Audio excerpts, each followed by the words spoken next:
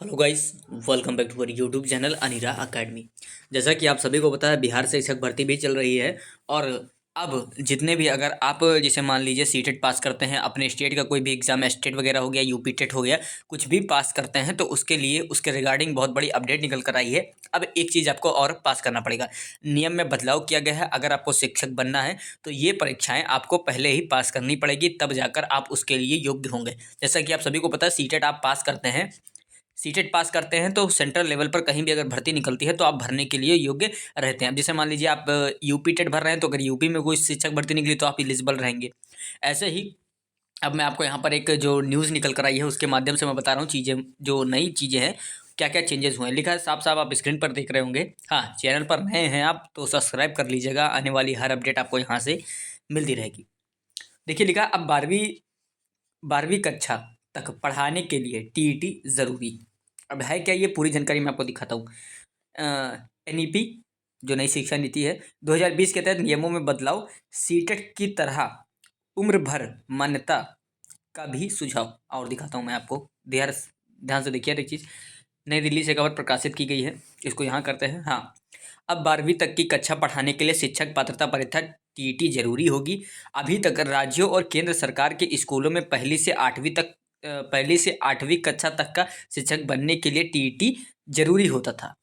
और उसके नीचे देखिए, लिखा है राष्ट्रीय शिक्षा नीति और 2022 के तहत टीईटी को 9वीं से 12वीं कक्षा तक लागू किया जाएगा। खास बात यह है कि सीटेट यानी केंद्रीय पात्रता परीक्षा की तर्ज पर टीईटी को भी उम्र भर के लिए मान्य करने की योजना है। मतलब उम्र भर के लिए मान्य किया जाएगा।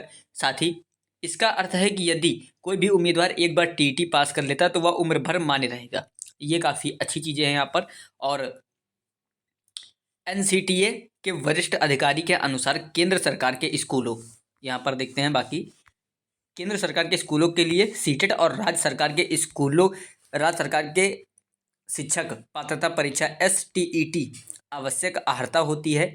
सामान्य रूप से इसे ही टीईटी बोला जाता है। ये चीज़ें पता है, कोई बड़ी बात नहीं है। और देखते हैं यहाँ पर क्या लिखा है। लिखा है राष्ट्रीय शिक्षा नीति यानी 2020 के तहत स्कूली शिक्षा संचालना को 4 चरणों में यानी फाउंडेशनल, प्राइमरी, मिडिल और सेकेंडरी 5+3+3+4 में विभाजित किया गया है। इसी के तहत शिक्षा की गुणवत्ता में सुधार के मकसद से शिक्षा पात्रता परीक्षा का और विस्तार किया जाएगा, ताकि 12वीं तक छात्रों को गुणवत्ता युक्त शिक्षा मिल सके।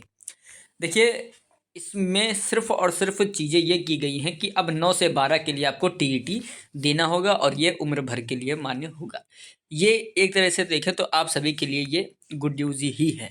और हाँ, आप सभी को ये भी पता है, अगर नहीं पता है तो डिस्क्रिप्शन में लिंक दिया हूँ, जाकर देख लीजिएगा। टीआरई 5 की भी घोषणा हो चुकी है।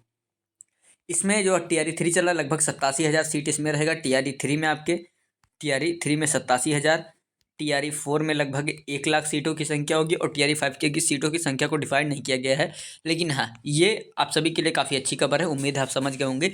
कोई भी जानकारी चाहिए तो कमेंट कर सकते हैं, उसका रिप्लाई आपको मिल जाएगा। चलिए, मिलता हूँ नेक्स्ट वीडियो में, और आने वाली हर वीडियोज़ के लिए चैनल को ज़रूर सब्सक्राइब कर लें।